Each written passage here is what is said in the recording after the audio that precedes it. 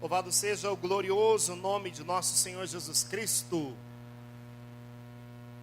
Vocês almoçaram bem? Sim? Muito bem? Graças a Deus. Vamos então agora nos voltar aqui para a palavra de Deus e deixar o Senhor falar ao nosso coração nessa tarde novamente. Assim como nós permitimos que o Senhor tocasse em nós, revelando a nós quem Ele é o Senhor de todas as coisas. E nessa tarde, a nossa reflexão, diante de tudo aquilo que Deus nos falou pela manhã, é como viver para o Senhor.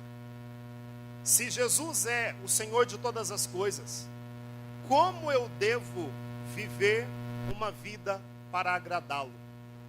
E eu quero te convidar a pegar comigo sua Bíblia, lá na carta aos Romanos, no capítulo de número 14, nós vamos ler a partir do versículo número 7.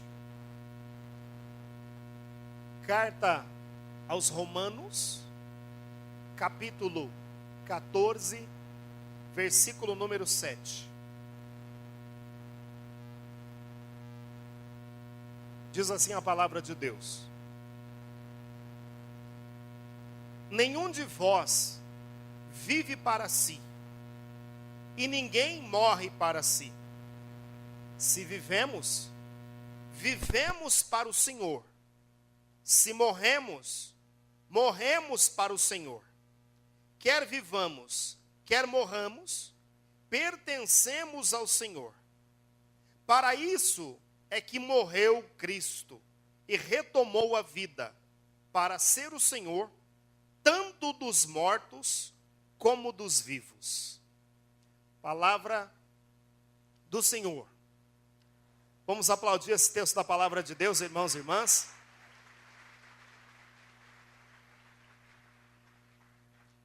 Nos colocamos aqui então nessa tarde, diante desse versículo da carta aos Romanos. Nós sabemos, irmãos e irmãs, que quando Paulo escreve aos Romanos, possivelmente ele escreve da cidade de Corinto. E ele escreve para uma comunidade que ele não fundou. E aí a gente percebe um tom mais formal ao fazer a escrita da carta aos Romanos. E nesse texto que nós acabamos de ouvir, esse texto fala profundamente ao meu e ao seu coração. Porque o Senhor Jesus, Ele morre na cruz e ressuscita dos mortos, conforme vai nos ensinar esse texto, para ser o Senhor tanto dos mortos quanto dos vivos, para ser o Senhor de todos. E aí esse texto da palavra vai nos dizer que quer vivamos, quer morramos, pertencemos ao Senhor. Se nós queremos viver uma vida para Cristo, eu quero então trazer uma reflexão daquilo que o Espírito colocou em meu coração, de como deve ser o nosso proceder, para que de fato eu e você possamos viver uma vida agradável ao Senhor. Para ajudar a nossa reflexão, eu quero convidar você a tomar comigo o livro do profeta Oséias, no capítulo número 6, no versículo de número 1. Livro de Oséias, capítulo 6, versículo número 1. Então, irmãos e irmãs, se eu quero viver para o Senhor, o primeiro elemento que eu quero tratar com vocês nessa manhã é o seguinte: se eu quero viver para Ele, primeiro é necessário que eu conheça o Senhor. E aí o profeta Oséias vai dizer para nós o seguinte: vinde, voltemos ao Senhor. Ele feriu-nos, Ele nos curará. Ele causou a ferida, Ele a pensará. Dar-nos-á de novo a vida em 2 dias, ao terceiro dia levantar-nos-á, e viveremos em sua presença. Apliquemo-nos a conhecer o Senhor. A sua vinda é certa como a aurora. Ele virá como a chuva, como a chuva da primavera que irriga a terra. Eu queria que os teus olhos voltassem para esse versículo. Apliquemo-nos em conhecer o Senhor. Você pode repetir comigo bem alto esse versículo? Bem forte, vamos lá. Apliquemo-nos em conhecer o Senhor. Olhe para o irmão que está do seu lado, diga isso para ele. Aplique a sua vida em conhecer o Senhor.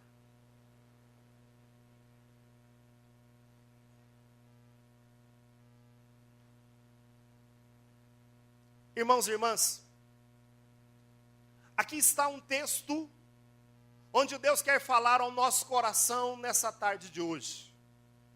Se eu desejo viver uma vida para agradar o Senhor, primeiro é necessário que eu conheça o pensamento, o coração, as intenções, a vontade do Senhor.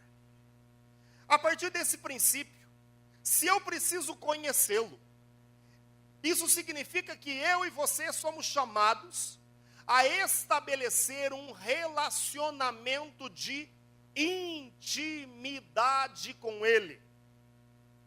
E é profunda essa palavra, a palavra intimidade.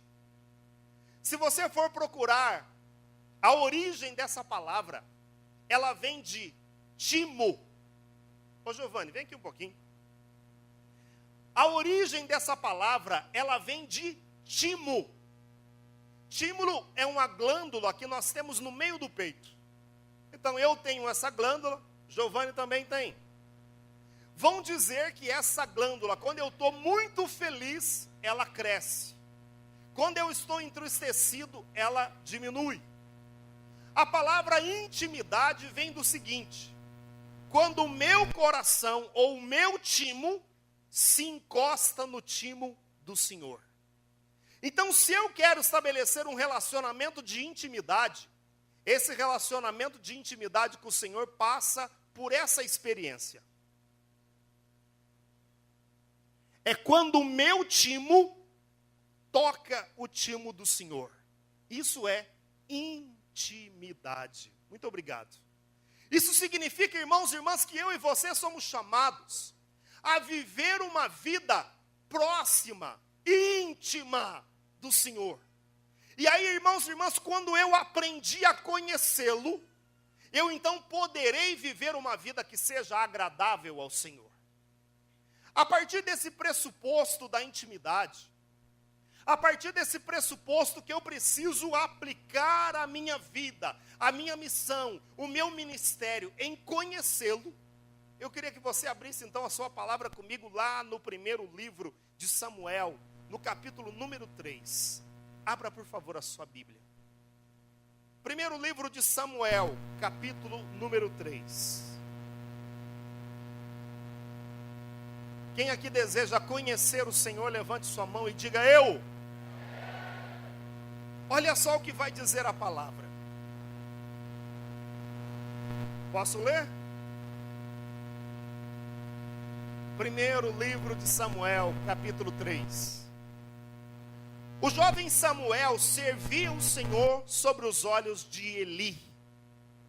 A palavra do Senhor era rara naqueles dias e as visões não eram frequentes. Ora, aconteceu um certo dia que Eli estava deitado e seus olhos tinham se enfraquecido, ele mal podia ver. E a lâmpada de Deus ainda não se apagara. Samuel repousava no templo do Senhor, onde se encontrava a arca de Deus. O Senhor chamou Samuel, o qual respondeu: eis-me aqui.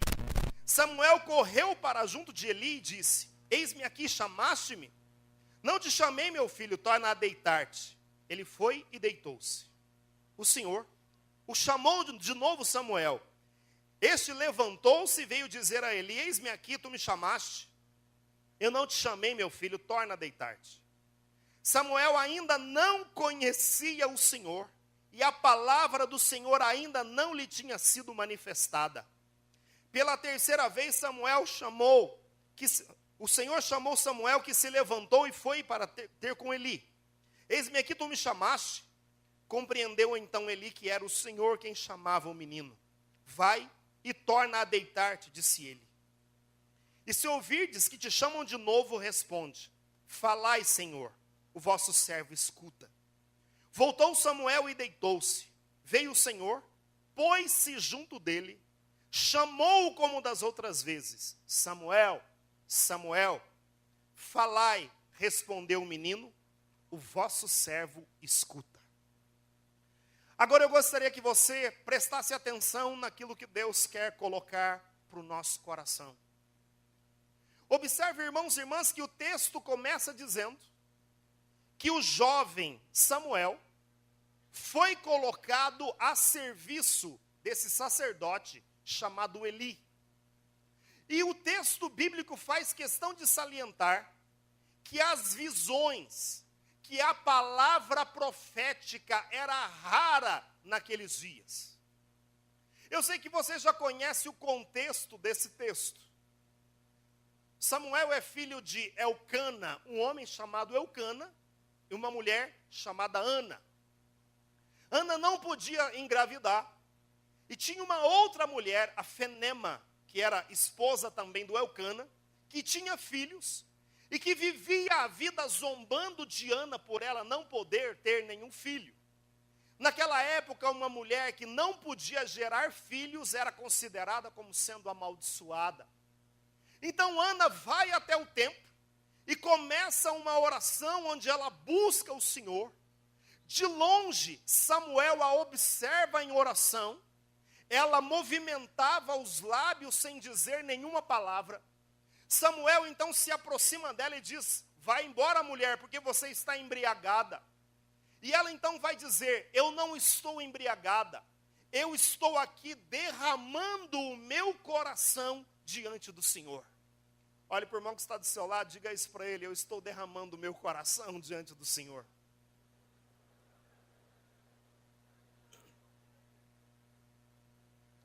Deus então em sua bondade,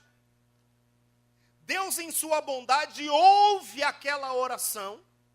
Ana engravida de Samuel, e quando o menino havia desmamado, ela coloca ele a serviço do Senhor. Você imagina só, ela queria colocá-lo num lugar onde ele estivesse próximo do Senhor. Você acha que ela fez a coisa certa? Sim ou não? Aqui não. Fez não. Por quê? Se você olhar o histórico da família de Eli, a Ana não colocou ele num bom lugar. Primeiro porque os filhos dele, que também eram sacerdotes, eles pegavam uma porção das ofertas que o povo oferecia e ficavam para si. Samuel, que era o sacerdote local, o sumo sacerdote da época, ele acobertava o crime dos seus próprios filhos. Diz aqui a palavra de Deus que no lugar onde Deus devia falar, ele já não mais falava. Diz aqui o texto, irmãos e irmãs, que a palavra do Senhor era rara, as visões não eram frequentes. E observe que, à noite, enquanto todos estavam dormindo, a voz do Senhor, imagina comigo a situação, na visão daquele povo, Deus estava presente somente no templo. E ali no templo nós sabemos que havia o Santo dos Santos, o lugar onde o sumo sacerdote entrava uma vez por ano, e lá diante da arca pronunciava o nome do Senhor. E aqui o texto bíblico vai dizer que aquele Deus que falava a partir do templo, agora está chamando o menino de um lugar. Que lugar é esse?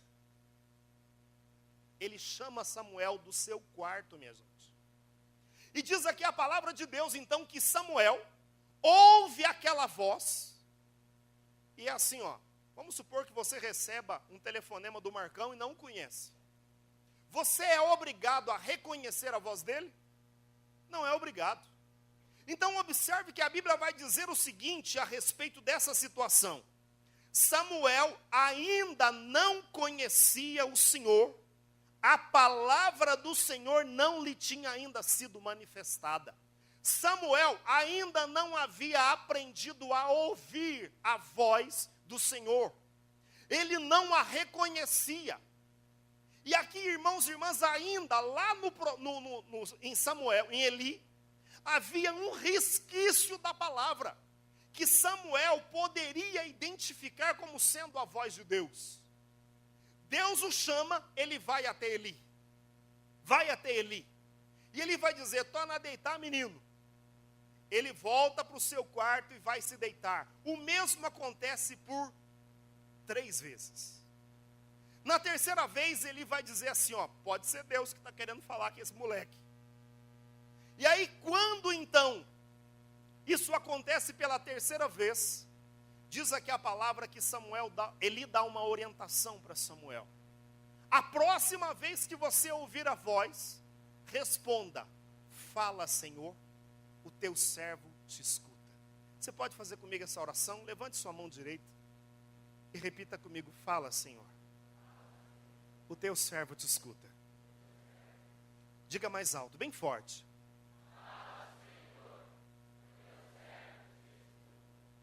Quando isso acontece, diz aqui a palavra de Deus, olha só. Deus se pôs do lado do menino. Veio o Senhor e pôs-se junto dele. E chamou-o como das outras vezes. E a partir daquele momento, escute, meu irmão, preste atenção nisso. Samuel entra no quarto uma criança e sai do quarto um profeta. Ele começa a conhecer a voz do Senhor. No dia seguinte, quando acontece a cena, Eli vai até Samuel e diz, olha só, um sacerdote vai até o menino e diz, me conta tudo o que ele te falou. E Samuel passa já a exercer ainda criança o seu ministério profético. Irmãos e irmãs, ele exerce o ministério profético por quê? Porque o ministério de Samuel foi cultivado no secreto. O ministério de Samuel foi cultivado lá no oculto, de joelhos, aplicando-se a conhecer o Senhor. Então, irmãos e irmãs, se eu e você queremos viver uma vida para agradar, viver para o Senhor, o segredo é viver um relacionamento de intimidade com Ele. E esse relacionamento, ele nasce dentro do teu quarto. Porque a palavra de Deus vai dizer para nós em Mateus capítulo 6, quando orardes, entra no teu quarto, fecha a porta e ora ao teu pai em segredo. E o teu pai que te vê no lugar oculto, recompensar-te-á. Se você deseja conhecer o Senhor, para conhecê-lo, é preciso estabelecer relacionamento de intimidade. E aí, irmãos e irmãs, o relacionamento de intimidade, ele passa pelos nossos joelhos. Muitas vezes as pessoas nos perguntam, Lázaro, mas como é que eu vou saber que eu estou fazendo aquilo que agrada a Deus? Observe que muitas vezes, e aqui, irmãos e irmãs, isso não é figurativo. No meu e no seu coração há um trono. E muitas vezes, antes de viver uma vida sob o senhorio de Jesus, quem estava sentado no trono era eu e você. E nós, então, é que tomávamos as decisões da nossa vida. Acontece que muitas vezes, aí a gente é cristão, começa a dizer que Jesus é o Senhor, especialmente quando vai findando o ano, a gente começa a criar os projetos. A gente escreve o que quer fazer e pede para Deus abençoar. Quem já fez isso? Quem já escreveu os projetos falou, Senhor, abençoa aqui, ó. Quem fez isso já? Levanta a mão. Olha só, presta atenção. Para você que pede para Deus abençoar a decisão que você tomou, nesse momento você está sentado de meio assim. Jesus está sentado um pouquinho. Agora, quando eu sei que Ele é o Senhor de fato, é quando eu levanto do trono, quando eu me prostro diante dEle, e antes de elaborar o projeto, eu pergunto para Ele qual é a vontade dele para a minha vida. E meu irmão, não há outro caminho para discernir a vontade de Deus, para ouvir a voz. E essa voz, irmãos e irmãs, vai determinar o teu ministério. Se você deseja conhecer o Senhor, o segredo é obedecer aquilo que o Senhor nos fala. E eu quero dizer aqui para você uma verdade. Somente Deus tem essa capacidade. Ele olhou para um menino e viu no menino um profeta. Somente Deus é capaz de ouvir e olhar para aquilo que o mundo rejeitou e dar valor. Eu não sei como é que Deus te encontrou. Eu não sei como é que Deus te achou. Hoje pela manhã testemunhava aqui um irmão que foi encontrado por Deus vivendo uma vida dissoluta, gastando a sua vida em futilidades. Mas Deus olhou lá para um alcoólatra, meu irmão, chamou ele pelo nome e fez dele o anunciador da palavra de Deus.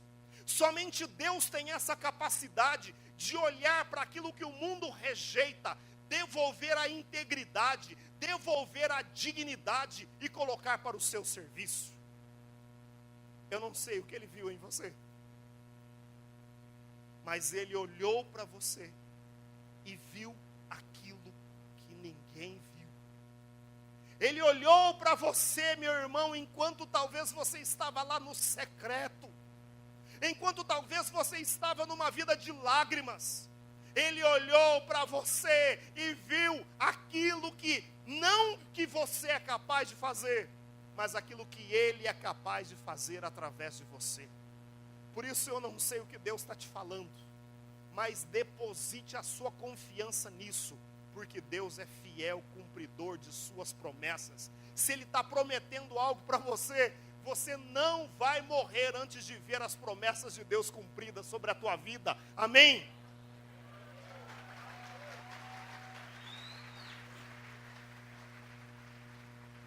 O mundo pode estar dizendo o contrário.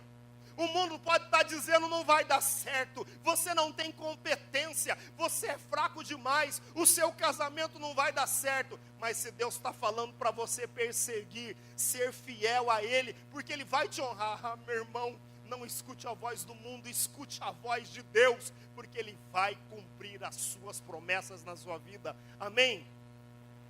Então o primeiro caminho para viver para o Senhor é conhecê-lo. O segundo caminho para viver para o Senhor, diga para o irmão que está aí do seu lado, segundo passo para viver para o Senhor, estar no centro da vontade de Deus. Agora levante a mão para mim quem tem certeza absoluta que você está no centro da vontade de Deus. Levante a mão quem tem essa certeza. Não levantou a mão todo mundo. Se não levantou a mão todo mundo, é porque nós ainda precisamos nos aplicar em conhecer o Senhor. Agora, quando nós falamos a respeito da vontade divina, preste atenção, olhe para mim. Quando nós falamos a respeito da vontade divina, é preciso compreender o seguinte: existe uma vontade, que é a vontade geral de Deus para toda a humanidade. A vontade geral divina para a humanidade, ela está narrada para nós lá na 1 de Timóteo, no capítulo número 2, no versículo de 1 e 3. Diz assim a palavra de Deus: acima de tudo, recomendo que se façam preces, orações e súplicas, ações de graças por todos os homens, pelos reis e por todos aqueles que estão constituídos em autoridade, para que possamos viver uma vida calma e tranquila, com toda a piedade e honestidade. Versículo 3. Isso é bom e agradável diante de Deus nosso Salvador. E aqui está a revelação da vontade divina, que é a vontade geral, o qual deseja que todos os homens se salvem e cheguem ao conhecimento da verdade. Então olhe para mim, qual é a vontade geral de Deus para todos os homens? A vontade geral de Deus é que todos se salvem e cheguem ao conhecimento da verdade. Diga para o irmão que está aí do seu lado qual é a vontade geral de Deus para a vida de todos os homens. Diga para ele.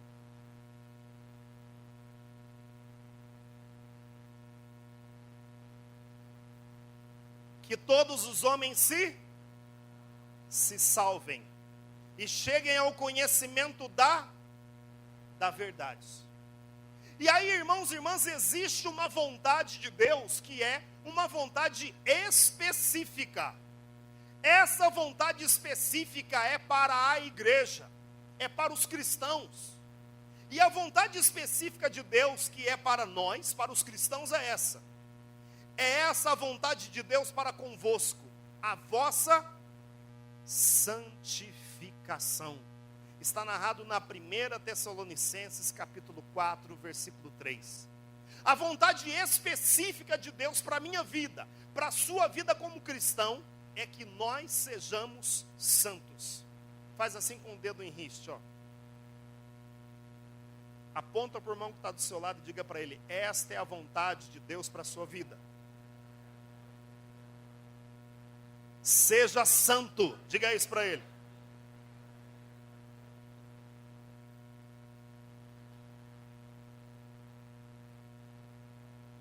Quem aqui quer ser santo, diga eu. Muito bem. Deus deseja isso para nós. Agora vamos observar aqui a palavra de Deus.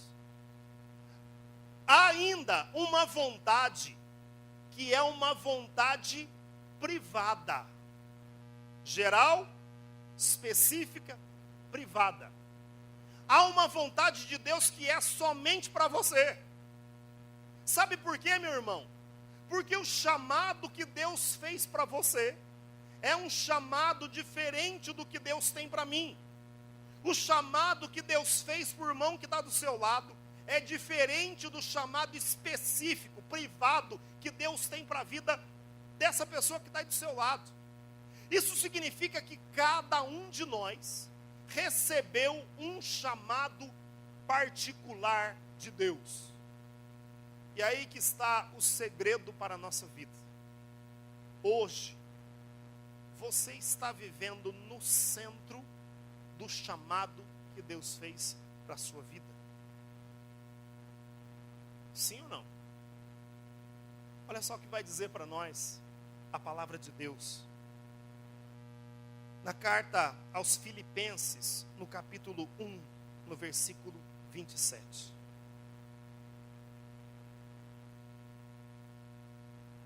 Cumpre somente que vos mostreis em vosso proceder dignos do Evangelho de Cristo. Quer eu vá ter convosco, quer eu permaneça ausente, eu desejo ouvir que estáis firmes em um só espírito, lutando unanimemente pela fé do Evangelho, sem vos deixardes intimidar em nada pelos vossos adversários. Isso para eles é motivo de perdição, e para vós outros, motivo de salvação. E nesse versículo, e é a vontade de Deus. Porque a vós é dado não somente crer em Cristo, mas ainda por Ele sofrer. Nesse texto bíblico, eu quero resumir o que a palavra de Deus está falando. A vontade geral, que todos os homens se salvem e cheguem ao conhecimento da verdade. A vontade específica, que sejamos santos. E a vontade particular de Deus para nós, e especialmente aqui nessa tarde, falando para a comunidade javenice. Eu quero dizer para você, meu irmão, para que você compreenda, de alguns, Deus exige um pouco mais. Olhe para o irmão que está do seu lado, diga isso para ele. De alguns, Deus exige um pouco mais. Levante seu braço e diga para você mesmo: de alguns, Deus exige um pouco mais. E aí a palavra de Deus vai dizer que para alguns, Deus concede a graça não somente de crer em Cristo, mas a graça de compartilhar um pouco dos seus sofrimentos. Há um pouco a mais de Deus para a sua vida. Há um pouco a mais da vontade de Deus para a minha vida e para a sua. Irmãos e irmãs, Deus está aqui nesta tarde nos convocando para viver uma vida agradável a Ele, viver para o Senhor. Se Ele é Rei, se nós o declaramos como Rei do Universo, eu e você somos seus súditos e nós queremos submeter a nossa vida à sua vontade. E uma vez que você conhece a vontade divina, é preciso aprender a obedecer. Eu ouço a vontade divina lá no secreto, lá no oculto da minha vida, de joelhos na presença do Senhor. Ali na intimidade eu conheço a sua vontade. E ao conhecer, ao ouvir a sua voz, cabe a mim e a você obedecer a voz do Senhor que nos chama. Essa palavra obedecer, ela é muito profunda. Obedecer vem de obed audire, que significa ouvir com o coração, que significa escutar com profundidade, significa uma livre submissão à palavra que foi escutada, cuja verdade é garantida por Deus. Irmãos e irmãs, ouvir com o coração, nos colocar nessa atitude de obediência à voz de Deus que nos fala. É interessante que São João Crisóstomo, falando a respeito da obediência, ele diz o seguinte: a obediência é uma nau segura, é a porta do céu. O Santo Agostinho vai dizer que a obediência é a tutela de todas as virtudes. São Tomás vai dizer, motivos da superioridade da obediência. Número 1, porque oferece o melhor dom, a vontade. Quando eu escuto e obedeço, eu estou ofertando a Deus a minha vontade. Segundo, porque a obediência inclui todas as virtudes. A obediência destrói a nossa soberba e gera paz dentro do nosso coração. O Frei Raniero Cantalamessa, falando a respeito da obediência, ele diz: a obediência identifica a nossa vontade com a vontade de Deus e leva a cumprimento a nossa vocação de viver a sua imagem e a sua semelhança. Então, irmãos e irmãs, cabe a mim e a você, uma vez que nós conhecemos e ouvimos a vontade de Deus para nós, uma vez que nos foi revelada a vontade dele, nos colocar nessa atitude de alguém que oferta a Deus o melhor dom. E aí a gente junta a nossa vontade com aquilo que era a vontade do Senhor. E aí, irmãos e irmãs, talvez olhando para onde Deus nos colocou nesse dia de hoje, talvez alguns que assumiram responsabilidades, compromissos, talvez alguns que submeteram a sua própria vontade à vontade de Deus, iriam dizer: essa não era a minha vontade. Mas quando nós colocamos a nossa vontade em sintonia com a de Deus, aí, irmãos e irmãs, nós encontramos o nosso lugar no mundo e na história.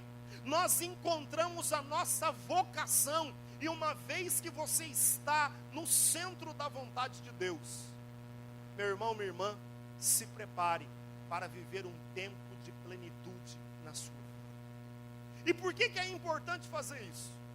Porque tem coisas que Deus só pode realizar através de você. Fala isso para o irmão que está do seu lado. Tem coisas que você só pode realizar, que Deus só pode realizar através de você. Diga de novo, dá um safanão nele aí. Dá um safanão nele. Tem coisas que Deus só pode realizar através de você.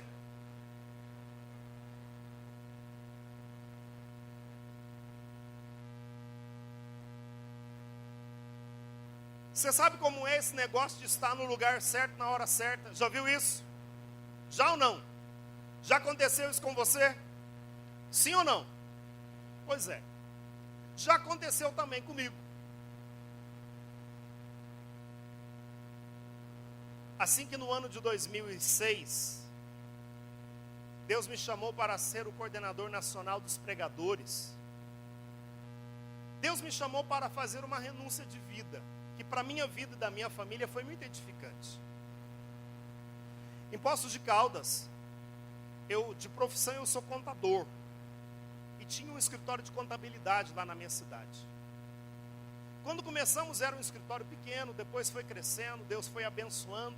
E aí a gente já estava numa estrutura grande, com várias empresas sobre a nossa responsabilidade. Foi no ano então que fui chamado, irmãos e irmãs, para não só exercer a função, oferecer o serviço, coordenando o ministério de pregação, mas para me mudar lá para o Rio Grande do Sul, para ajudar na administração do escritório nacional. Quando fui chamado, confesso para você, eu não senti que era vontade de Deus, eu não queria fazer. Quem me perguntou, eu respondi de pronto, de jeito nenhum. A minha vida, meu ministério, meu trabalho está constituído em Poços. Só que quando eu rezava, Deus me mandava ir, minha gente. E aí eu falei para Deus, se é para ir, convença a minha família. Muito bem, um belo dia, nós estávamos lá na minha casa, e lá em casa a gente fazia assim, minha filha era pequena na época, então a gente se deitava na mesma cama, os três, eu, ela e minha esposa. Quando ela dormia, eu levava ela para a cama, e aí a gente aproveitava para conversar. Um belo dia, conversando sobre a possibilidade de mudar para o Rio Grande do Sul, a minha filha falou para mim, papai, eu não quero mudar para lá. Eu falei, por quê, filha? Ela disse assim, ó, todas as minhas amiguinhas estão aqui em Poços de Caldas. Aquilo cortou meu coração de pai, sabe? E eu falei para ela assim, olha, filha, o papai também não quer ir. Mas se Jesus mandar, o papai vai obedecer. E eu disse para ela, faz o seguinte, reza. Deus vai falar no teu coração. Minha filha tinha 9 anos, minha gente.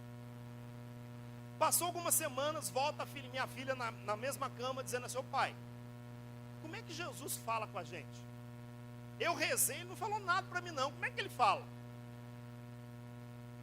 E aí eu expliquei para ela, falou, olha filha, você não vai ouvir a voz de Jesus igual você ouve a do papai.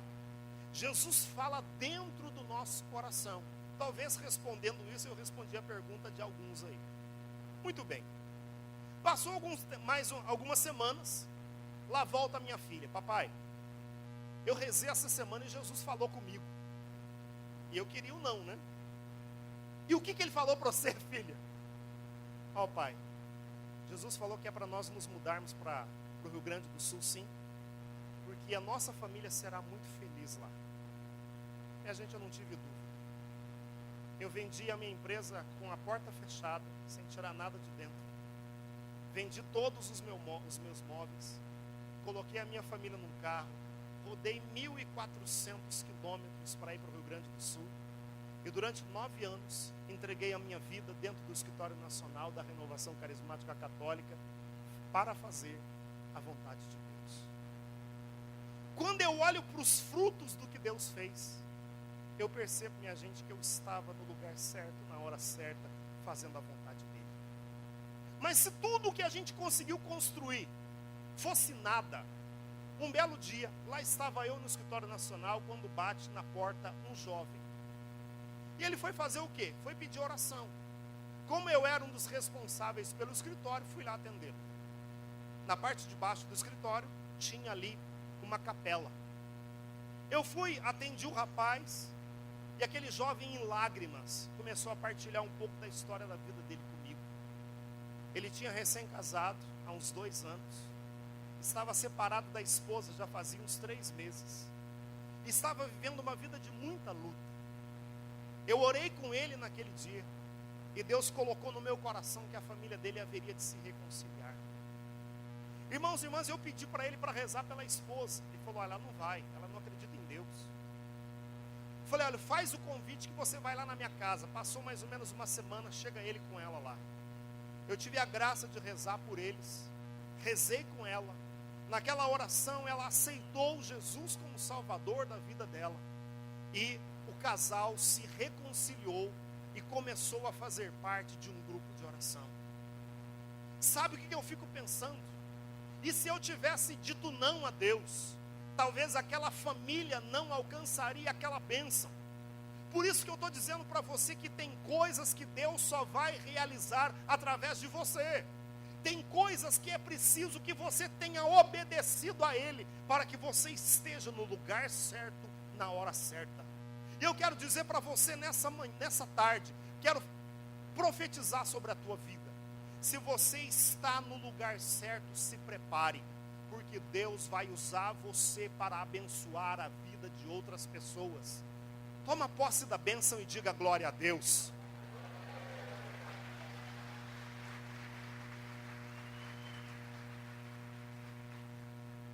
Para viver para o Senhor, é preciso conhecê-lo. Para viver para o Senhor, é preciso estar em sintonia com a divina vontade. E em terceiro lugar, e finalizo com isso, se nós queremos viver para o Senhor, é preciso viver uma vida vivida no Espírito. E aí, irmãos e irmãs, o Catecismo da Igreja Católica, no parágrafo de 1699, vai dizer: a vida no Espírito realiza plenamente a vocação do homem. Constitui-se da caridade divina e da solidariedade humana, e é concedida é concedida de graça como uma salvação. Repita comigo: a vida no Espírito realiza plenamente a vocação do homem. Diga para o irmão que está do seu lado aí: a vida no Espírito realiza plenamente a vocação do homem. Irmãos e irmãs, eu e você somos chamados a viver uma vida no Espírito. E aí a palavra de Deus vai dizer para nós, lá na carta aos Gálatas, no capítulo 16: digo-vos, pois, deixai-vos conduzir pelo Espírito. Repita comigo. Diga de novo. Quem aqui é motorista, levanta a mão. Tem carteira, é habilitação. Levanta a mão. Quem é habilitado? Todos vocês dirigem? Sim ou não? Eu não dirijo. Eu não dirijo. Presta atenção. Eu não dirijo. Eu piloto, tá? Ué, sou um bom motorista. Mas eu não sei vocês que dirigem aí. Você já esteve sentado na carona de alguém que dirige menos que você? Já ou não? O que acontece quando você está sentado na carona com alguém que dirige menos? O que acontece? Você começa a pisar assim? Começa ou não? Pois é. Preste atenção aqui.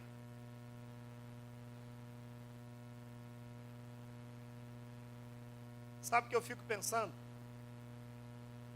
Quem é melhor piloto? Você ou o Espírito Santo? Dá o volante para ele dirigir, meu irmão. É isso que Paulo está dizendo aqui. Deixe-se conduzir pelo Espírito. Ele pilota melhor. Então o que é preciso fazer? Que a gente permita que Ele nos conduza. Ele é melhor motorista, acabou. E aí a palavra de Deus vai dizer: olha, se vivemos pelo Espírito, andemos também de acordo com o Espírito. Observe.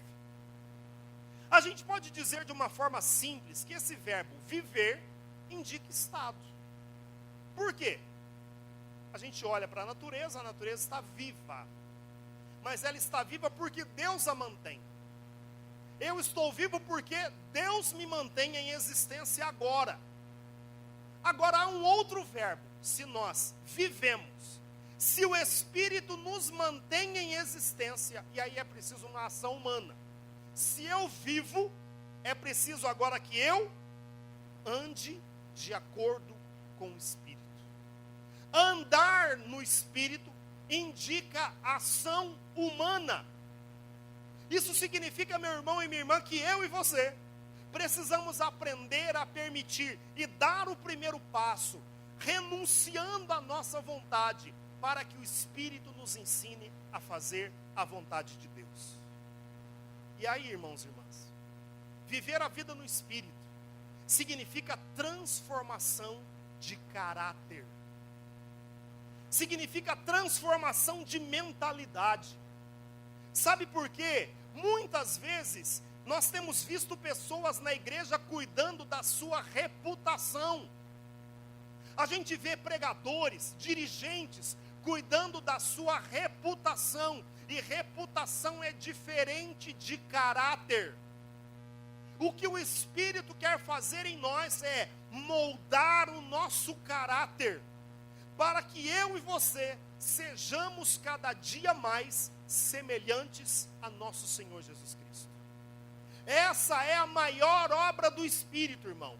A maior obra do Espírito é ir trabalhando em nós, até que o nosso coração, o nosso sentimento, a nossa mentalidade, o nosso caráter seja forjado para estar de acordo com a mentalidade de nosso Senhor Jesus Cristo.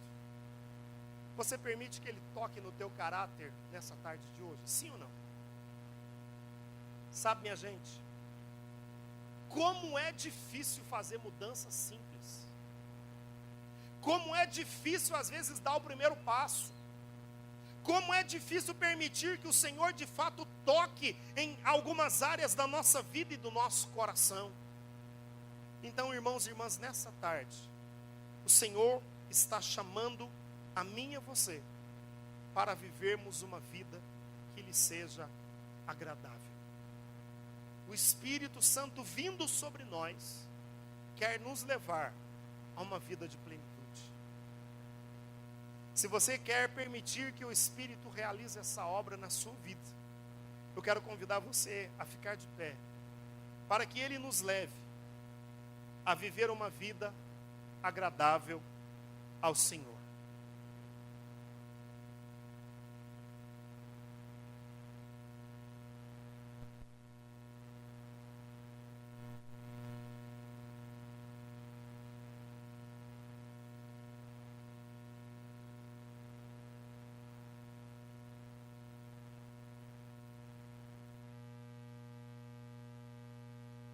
O Espírito Santo de Deus quer nessa tarde de hoje vir sobre nós, com o objetivo de nos conduzir para o centro da vontade de Deus. Despertar em nós esse desejo por conhecê-lo. Despertar em nós esse desejo profundo, irmãos, de viver uma vida vivida no Espírito. E o desejo profundo de estar no centro da sua vontade. Raniero Cantalamessa escreveu o seguinte: eu pergunto-vos uma vez mais, qual é a necessidade que julgamos ser a primeira e a última para a nossa bendita e amada igreja? Temos que dizer quase que tremendo e suplicando, já que, como sabeis, trata-se do seu ministério, da sua respiração divina. O Espírito Santo, o animador, santificador da igreja. A sua respiração divina, o vento que sopra em suas velas, o seu princípio unificador, a sua fonte interior de luz e de força, o seu apoio, o seu consolador, a sua fonte de carismas, sua paz e sua alegria, sua prenda e seu prelúdio, sua vida bem-aventurada e eterna. A igreja necessita de um perene Pentecostes, necessita de fogo no coração, palavra nos lábios, profecia no olhar. A igreja necessita recuperar o ímpeto, a satisfação, a certeza de sua verdade. A igreja necessita de um novo Pentecostes. O Espírito deseja vir sobre nós nessa tarde, nos batizar, para devolver a nós esse desejo de viver uma uma vida agradável ao Senhor. Levante os seus braços comigo. Solte a sua voz e peça que o Espírito Santo venha sobre você. Peça que o Espírito Santo venha tocar o teu coração nessa tarde de hoje. Peça que o Espírito Santo venha tocar o teu coração, colocando em você um desejo profundo de estar no centro da vontade de Deus. Um desejo profundo de ouvir a sua voz. Peça comigo nessa hora. Vem Espírito Santo. Derrama o teu poder sobre cada um de nós. Vem Espírito Santo tocar em nós para nos levar a sermos conduzidos para viver uma vida agradável a Deus. Senhor, eu quero mais te conhecer. Senhor, eu quero mais te entender. Vamos unir as nossas mãos para cantar. A tua face eu quero contemplar. Ouvir tua voz. Ouvir tua voz e te obedecer. Senhor, eu quero mais. Senhor, eu quero mais te conhecer. Senhor, eu quero mais te entender. Tua face, a tua face, eu quero contemplar. Ouvir tua voz e te obedecer. Abra os meus olhos com a tua luz. Toca o meu coração com teu amor. Dai-me entendimento da tua palavra. Espírito, vem inundar. Pega o braço do seu irmão. Levante o seu braço e Eu cante. quero ser semelhante a ti. Enquanto eu te adoro, transforma. Eu quero ser semelhante a ti. Enquanto eu te adoro, transforma. Solte a sua voz, vá orando no Espírito.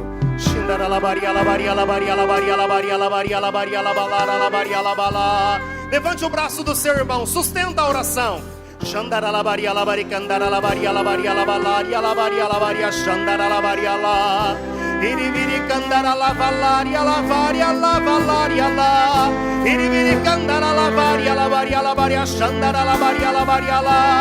Ori alabaria alabaria shandara alabari kandara alabari alabari alabari ala sidri andara alabari alabari alavala ori alabalari alabalari alari alabala.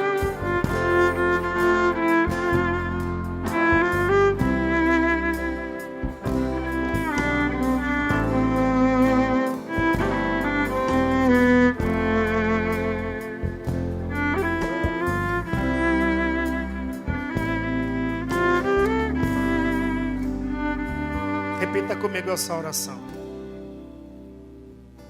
Amigo Espírito Santo,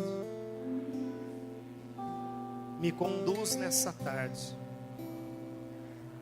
para o centro da vontade de Deus.